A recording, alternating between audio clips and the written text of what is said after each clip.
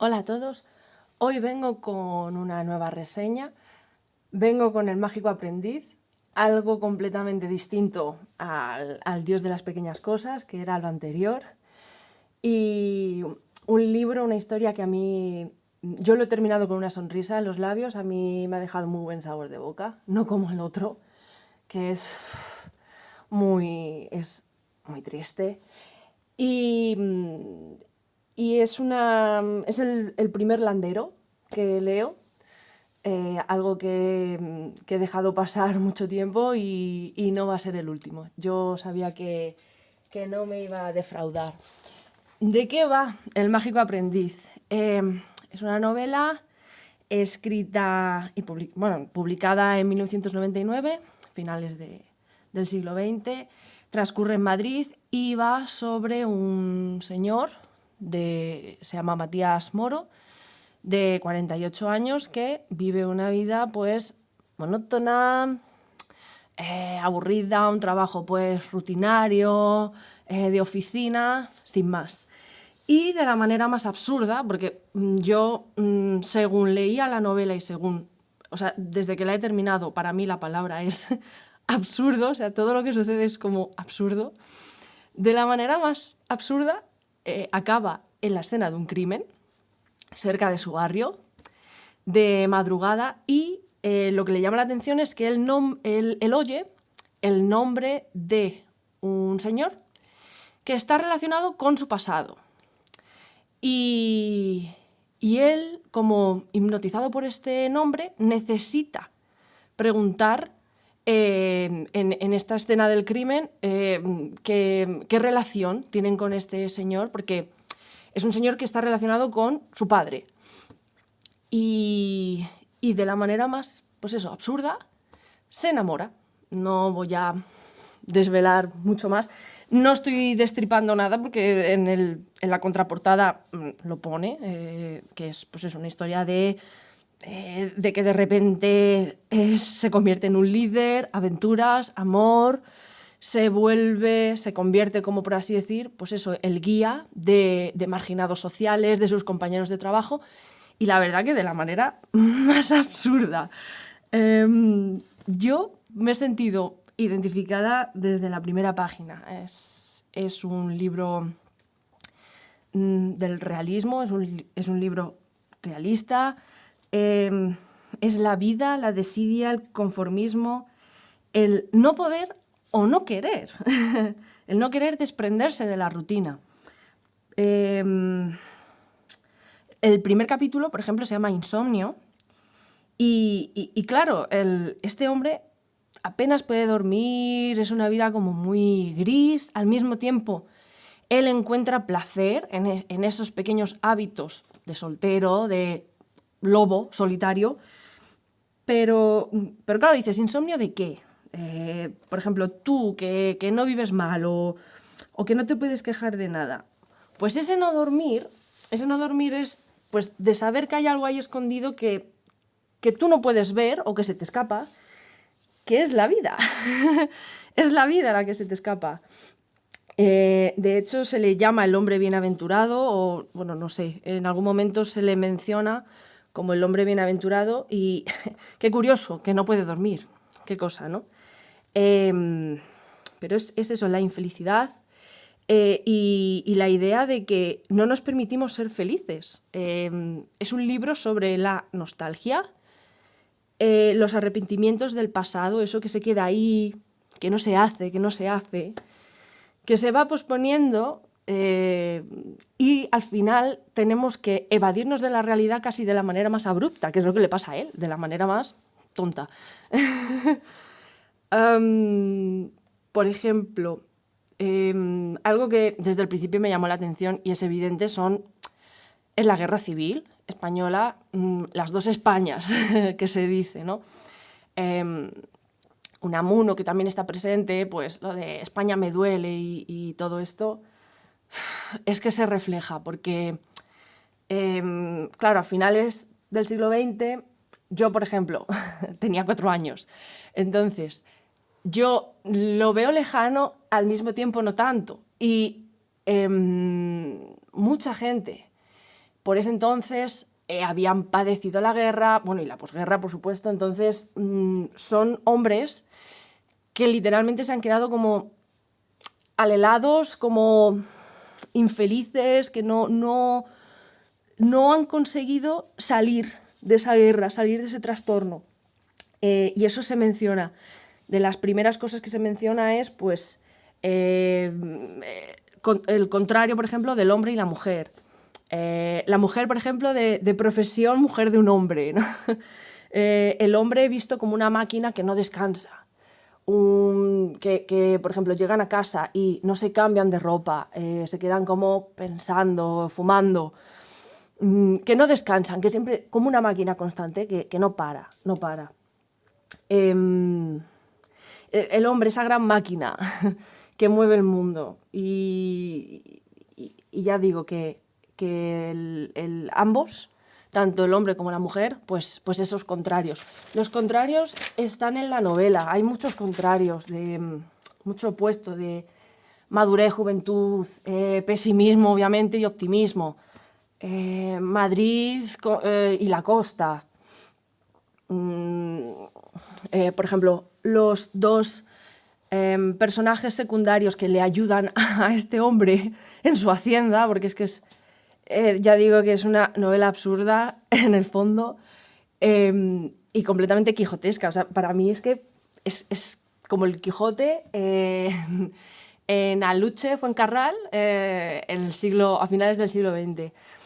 Pues dos de estos compañeros, Pacheco y Martínez, respectivamente, uno es optimismo puro y el otro es pesimismo. Más que pesimismo es, bueno, sí, también es muy pesimista, pero es realista. Y bueno, luego hablaremos de ellos. Pero sí, o sea, los contrarios abundan bastante. ¿Qué más cosas podemos decir? El humor, o sea, la novela el gran sentido del humor que desborda a mí. Yo me he reído, he terminado el libro, ya digo, con una sonrisa y sí. Por ejemplo, otra cosa que podemos destacar son las digresiones. Hay mucha digresión, mucha divagación. Está, por ejemplo, hablando con un personaje y ese personaje le evoca un gato de su niñez y cómo él, no sé, ahora mismo me lo estoy un poco inventando, pero corría por las praderas y luego vuelve. O está escribiendo una carta a ese personaje y en vez de escribir una carta a ese personaje empieza a relatar su infancia. O sea, se va, pero ya digo que mucha digresión y muy descriptivo, pero al mismo tiempo es muy ágil, muy rítmico, muy hipnótico. Muy ágil, a mí me ha gustado mucho.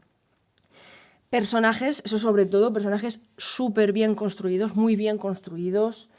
De hecho, al principio, yo entré de lleno en la historia, yo entré muy bien, pero sí que es cierto que un poco al principio empieza a presentar a otros personajes secundarios que son los compañeros de trabajo de este protagonista, y a mí esa parte sí que se me hizo más bola, que yo digo, bueno, pero ¿por qué tanto en un capítulo para describir a todos estos?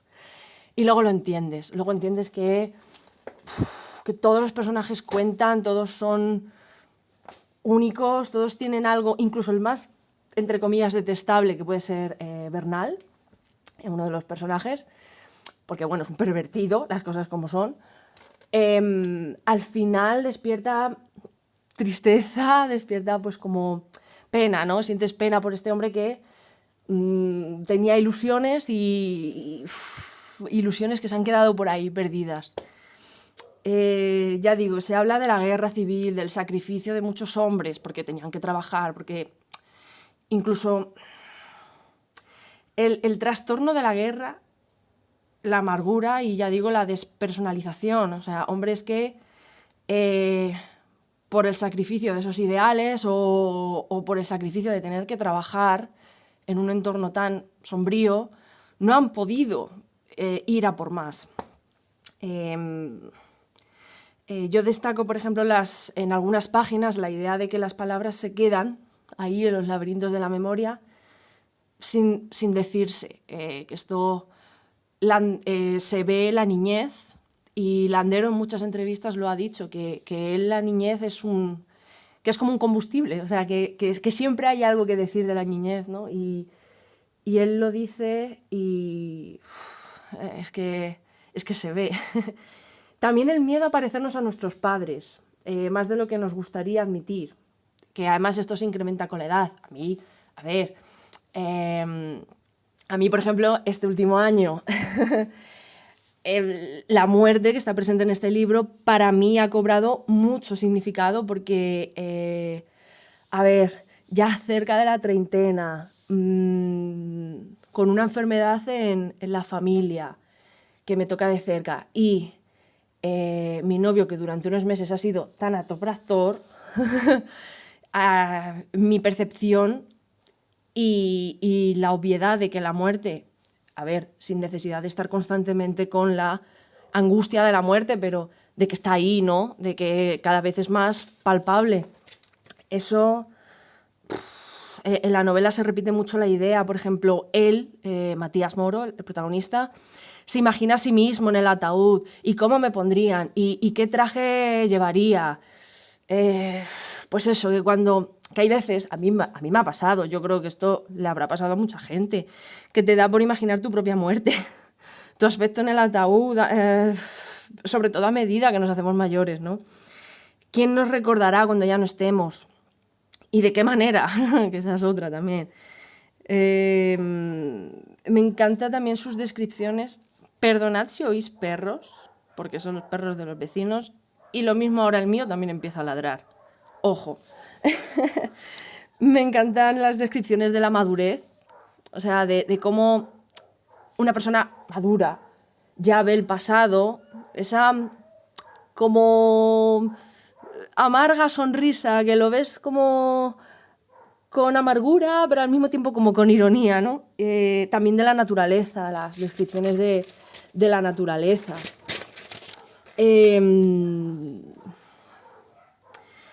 También otra idea que, él es un aprendiz de la vida, tiene 48 años, pero es que es un aprendiz. Otra idea, ya digo, que se repite mucho, es vivir para trabajar. O sea, se vive. Hay literalmente un personaje que ruega quedarse a vigilar la nave, el puesto de trabajo, porque no tiene a dónde ir, pero es que aparte no sabe hacer otra cosa. O sea, no ha hecho otra cosa. Y esto pasaba a finales del siglo XX y sigue pasando ahora. Lo típico de que vengo en mi día libre, que me aburro en casa. Pues eso es vivir para trabajar, ¿no? ¿Qué más puedo decir? Pues eso, este personaje tiene ahí esa existencia idílica, entre comillas, del que nunca se ha atrevido a nada. Y eso no es fácil, salirse de la norma y desviarse del camino, pues no es fácil. Pero lo que le pasa es que de repente se ve convertido en un líder sin él, o sea, sin que él lo quiera. O sea, no le adjudican el papel de Quijote, de líder, porque llega ya un momento en que él, por amor, hace un absurdo, obviamente no voy a decir el qué, y eso le pasa pues por idealista, por altruista, porque realmente siente que puede aportar algo a esa pobre gente. Y no se da cuenta de que lo hace realmente por amor. Vamos, no se da cuenta, lo sabe. Pero eso se va y al final, claro, pues hay jaleos. Pero es eso, la zona de confort de la que realmente no se quiere salir. Muchas veces no es solo por pereza, es porque nos gusta. O sea, es porque nos gusta estar ahí. Y menos problemas, menos hechos inesperados. A él le pasa eso. Le pasa que se menciona mucho la idea de quiero llegar a casa y ver la televisión, que ya ves tú, que lo que ves documentales, películas y poco más. Pero es como ese oasis, ese refugio. Yo quiero estar ahí. No quiero líos, no quiero historias. Y pues eso, la melancolía, la nostalgia. Para mí es un libro muy romántico. Constantemente se va hacia atrás, se repudia el presente y se persigue un futuro, se persigue un ideal de futuro. Es como el cualquier tiempo pasado fue mejor de Manrique, pues igual. Pero es que es como los románticos del siglo XIX, de Becker, Espronceda, que ya detestaban su tiempo. Aquí se subraya eso, las dos Españas, la decadencia, hay una decadencia. Pues eso, una infelicidad constante. Y este personaje, que ya digo que no sabe hacer otra cosa nada más que trabajar, Ortega, idealiza un pasado más sencillo, que dice, no había tanta lengua, no había tanta religión, y había más amistad. Pero claro, este hombre es que no ha conocido otra cosa nada más que el arte de trabajar, porque es que no ha conocido otra cosa. De vez en cuando, bueno, en una página hubo en concreto un oxímoron que me gustó mucho, que era felicidad conyugal. Estoy mezclando a Tolstoy. Soltería conyugal. Y a mí esto me gustó mucho porque esa idea se repite en la historia y es como que el narrador cuenta una especie de desdoblamiento del personaje. Porque hay un pasaje como que en el que el personaje siente lástima de... No recuerdo ahora exactamente muy bien, pero el protagonista siente lástima por ese yo que se queda en la casa porque piensa, ahora tengo que irme con estos líos de papeleos, con este jaleo en el que me he metido, ¿no? Y pues siente lástima porque no puede hacer eso, no puede tener esa vida anterior que tenía antes. Los personajes, cada uno con sus rarezas e imperfecciones, son encantadores. Yo, por ejemplo, ya digo, Matías pide ayuda a dos de sus compañeros que no pueden ser más diferentes. Pacheco tiene la ilusión del joven y Martínez representa pues esa pasividad, esa seriedad extrema pero consciente, o sea, esa amargura consciente de que la vida no es ninguna broma, la vida hay que tomársela en serio y la vida no tiene gracia. Naces, vives y mueres. ¿Qué te puedo decir de ahí, no? Y comprendes a los dos. Pero yo, por ejemplo, me quedo con el monólogo de Martínez, que ya digo que hay... Bueno, otra de las cosas es que hay mucho monólogo también, mucho monólogo, que invita a reflexionar y te sorprende porque es un personaje que apenas habla, pero a pesar de que parece que está exagerando, es que no está exagerando. Te obliga a parar y a digerir esa dosis de realidad de que a ese personaje la vida le supera, pero es que cuando llegas a una cierta edad es que supera. Supera y abruma.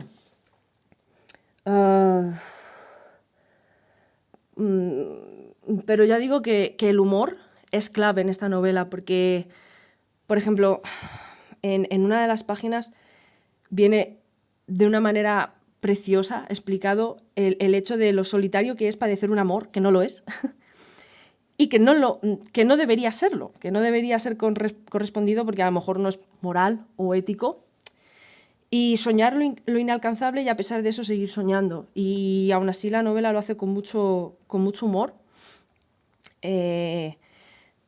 A finales del siglo XX es que había las mismas inseguridades, las mismas prisas, decepciones, expectativas, insatisfacciones, carencia de autoestima también, conformismo. Y a pesar de todo no deja un pozo amargo. Al contrario, invita a la esperanza, al sosiego, a una nostalgia en la que estar en paz con uno mismo. Al final extraes eso. Y ya digo que el humor. Pacheco, por ejemplo, tiene un conocimiento exclusivamente teórico de la vida, de los negocios, del marketing. Y la vida no es un manual, no es como en los libros. Y yo es que me reía porque hablaba, por ejemplo, y decía, esto hay que hacer así, porque las finanzas son así y así, es de libro. No sé qué más, es de libro. Muy específico él y me hacía gracia lo del es de libro. Es del libro, es que es de cajón. Y de reírme yo sola. Es un personaje que crece también, claro, al final, pues crece. Hay otro pasaje, por ejemplo, que es una fiesta, no voy a relatar qué, pero hay una fiesta y es que es literalmente lo más absurdo. Yo ahí pasé de que parecía que estaba leyendo el Quijote a ver una noche en la ópera. Es que era el camarote de los hermanos Mars. Porque yo digo, no, es que no se entiende nada. No, es que ni ellos mismos, ni los mismos personajes entienden. Porque, por ejemplo, aparecen dos críticos literarios en una fiesta de marketing, que es puro marketing. Y es curioso porque empiezan como a señalar a los personajes y decir, este estaría en una novela de Kafka o algo así. Este de Galdós. Esta está entre no sé quién, no voy a decir qué autor, porque si no desvelo mucho de ese personaje, y la novela rosa, y dices, lo mejor de todo es que llevan razón. O sea, el propio Landero se examina a sí mismo y coge sus influencias y los personajes están ahí como diciendo, vale, nos están insultando, ¿qué están haciendo esta gente? Y eso es que llevan razón. La novela, ya digo que a veces, la mayoría de las veces, las cosas no salen como nos gustaría, pero bueno, la novela es circular. A mí eso me gusta mucho porque son como de recogimiento. Yo estos finales es como que todo vuelve a su ser, todo vuelve a su cauce. A mí me gustan mucho estos finales. Y, a ver, evidentemente, él no está feliz del todo. ¿Quién es feliz? Pero bueno, ha aprendido, porque evidentemente el título le viene muy bien y es que eso es la vida. Muchas veces es disfrutar de las pequeñas cosas, siempre ahí con la nostalgia a nuestras espaldas, pero con una sonrisa.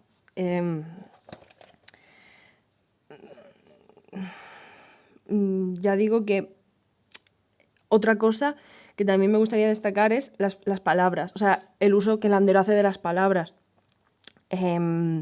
Su estilo, que en apariencia es sencillo, es muy armonioso y estás leyendo y es todo realismo y todo como sucio, mustio, y de repente te mete una digresión y se va.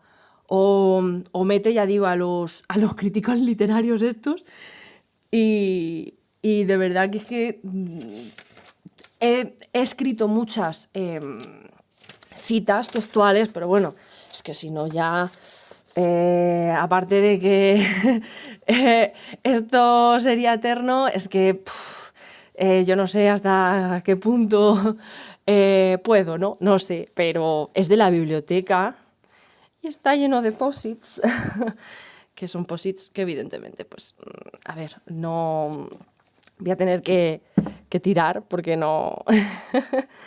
Pero bueno, si fuera mío estaría todo subrayado y ya digo que destaco el idealismo, el tener o no tener fe y lo que duele ser un pensador constante, estar constantemente pensando, porque el pensar es que no te deja descansar, ¿no? Y luego, otro detalle que me gustó mucho es el placer de escribir lo que es nuestro.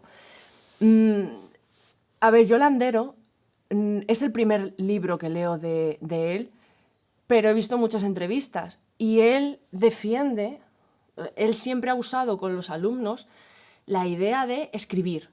Tú escribe sobre tu vida, escribe y ya verás qué sale. Y hay una parte que Matías Moro es que es Luis Landero, porque está escribiendo una carta a esta mujer y se va, empieza a contar su vida. Y el mismo personaje dice que es que son 20 páginas que tiene que entregar esta carta y aún no ha escrito realmente nada, ha escrito su vida. Y eso yo lo valoro mucho porque cuando él dice en una entrevista que cuando ya llegas a una cierta edad que no hay que dejar esa cosa infantil y al mismo tiempo da a entender como que hay que rescatarlo porque aún son jóvenes. A mí eso me ha pasado. Yo de un tiempo a esta parte estoy intentando escribir porque siento que se me están olvidando cosas y no quiero. Y eso es muy, muy bonito. Dice mucho de él, porque a ver, él ha sido profesor, bueno, no sé si seguirá siéndolo, no lo sé. Pero ya digo que es el primer landero, porque yo el primer título que descubrí de él fue Lluvia Fina, que me llamó la atención todo. Portada, título, hipnosis, pero aún no lo he leído. Luego vi Una historia ridícula también, vi El huerto de Emerson y al final, es como que lo he ido dejando, y al final bajé a la biblioteca, no tenía pensado, porque yo tengo una lista de libros que quiero leer de la biblioteca, al menos por ahora, o sea, que quiero leer ya. Y cogí este libro y dije, pues te vas a venir conmigo. Y no va a ser el último, porque es que ahora tengo ganas de leer más de Landero. Ya digo que yo me he topado con este y qué maravilla. O sea, pienso que es uno de los grandes ahora mismo. O sea, actualmente pienso que tendría que estar más reconocido. Y sus entrevistas es que son oro. La entrevista más larga que he visto de él es 1 hora y media y es que seguiría. O sea, ojalá tenerlo de ponente y ojalá nos dure muchos años, porque es que él habla del escritor como una persona que tiene que observar antes que escribir, tienes que observar, tienes que hacer una abertura a los sentidos y es que además él insta a escribir, que es sorprendente personas que no tienen ninguna vocación literaria o que no sacas un montón de ello. Y yo la verdad es que voy a seguir leyendo de él. ¿Qué es lo que menos me ha gustado? A ver, las cosas como son. La historia de amor en sí, lo que representa. A mí me gustan este estilo de historias. Es que tampoco es una historia de amor como tal, bueno, en fin. Esta sobre todo está contada pues con honestidad, con cierta delicadeza la mayoría de las veces. Vamos, no la mayoría de las veces, pero por ejemplo, a ver, tiene instantes en los que el protagonista se vuelve más pasional, ya está. Pero es realista y es honesta y aún así yo creo que está muy trillada. Y esto, a ver, quien haya leído la novela o cuando empecéis a leerla y veáis el tándem que hacen ellos dos, es que es una historia que desde el punto de vista masculino se ha contado ya muchas veces y de manera muy famosa, ¿vale? Entonces no, a mí me gustan, lo reconozco, me encantan, pero está muy trillado, eso es verdad. Luego, por ejemplo, al principio, la descripción tan a detalle, ya digo, de esos personajes, se puede hacer un poco pesada. Es un capítulo, me parece, o 2, ya no lo sé, pero bueno, sí que se puede hacer un poco pesada. Y el final, ojo, a mí me encantó el final, ¿vale? Pero para mí literalmente es un Deus ex machina, porque me ha gustado, pero me ha parecido precipitado.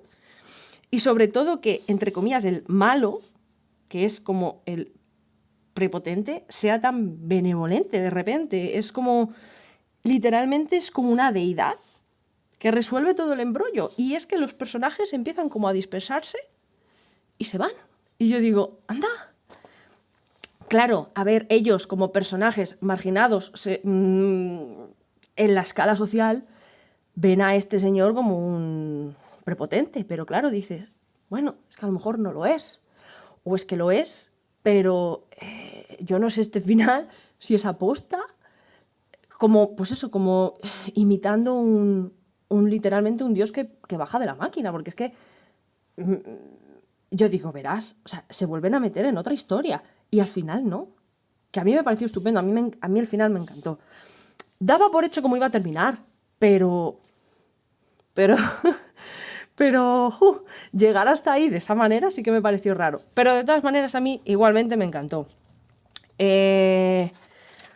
Yo igualmente me encantaría leer citas, pero ya digo que no me atrevo, no sé, por derechos o algo, porque a ver, no deja de ser una novela reciente, sin más. Pero otra cosa ya, pues lo último, yo creo, que destacaría sería pues que hay presencia, ¿no?, de Unamuno, se menciona a Galdós también. Y a mí me ha gustado mucho, pues eso, la idea de que,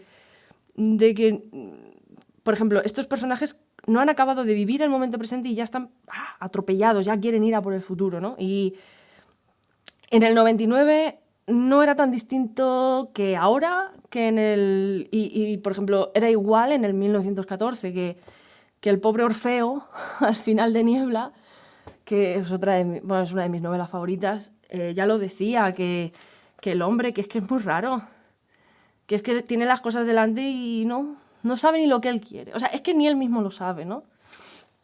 Y con eso me quedo. Yo me quedo con que es una historia de absurdos, de idealismo, pero de absurdo total. Y como un hombre, así de la nada, un hombre sencillo, normal, pues se mete en este lío. Y también comentar, mucho polysíndeton, mucho y. Porque claro, algunos personajes sueltan unas parrafadas y unos monólogos y al final acaban o sea, la Y, menos con O, menos con la O, pero todo el rato. Y me fui y no quería y él no sé qué. Mucha repetición. Pero sí, me gusta. A mí es que me gusta mucho el polysíndeton. Y el oxímoron también, pero bueno, el que recuerdo ahora es, pues eso, esa especie de oxímoron, esa ay, ¿cómo era? Que lo he dicho antes. Es soltería conyugal. Soltería conyugal, sí. Y bueno, alguna que otra personificación también hay, pero vamos, alguna que otra. O sea, recuerdo leer la guerra personificada y sí, pero de verdad que un libro que, a ver, a mí es que me dijo cosas desde la primera página. Pero ya digo, a lo mejor a alguien no. Es larguito, son 408 páginas y bueno. También es cierto que yo he tardado como unos 15 días en leerlo y cuando son tantas páginas, tienes menos tiempo o lo que sea, pues se hace más pesado. Pero bueno, es un libro muy, muy mágico. Es un libro muy mágico. Así que nada, espero que os anime y bueno, si queréis recomendarme cosas de Landero, yo, vamos, Juegos de la Edad Tardía lo quiero leer porque a mí me anima mucho, en el sentido de que lo escribió ya mayor, bastante mayor, ¿vale? Entonces, bueno, igual que este libro deja ahí como un pozo de esperanza y la verdad es que, pues eso, invita a la esperanza. Al mismo tiempo, a mí la verdad es que su obra, pues me pasa lo mismo, porque alcanzó el prestigio o alcanzó el reconocimiento ya mayor, así que nunca es tarde, ¿no? O eso dicen. Y todo, cualquier tiempo pasado fue mejor. Así que, bueno, eso es lo que se ve en esta novela. Así que, pues nada, nos vemos en el próximo libro. Hasta el próximo libro. Un abrazo.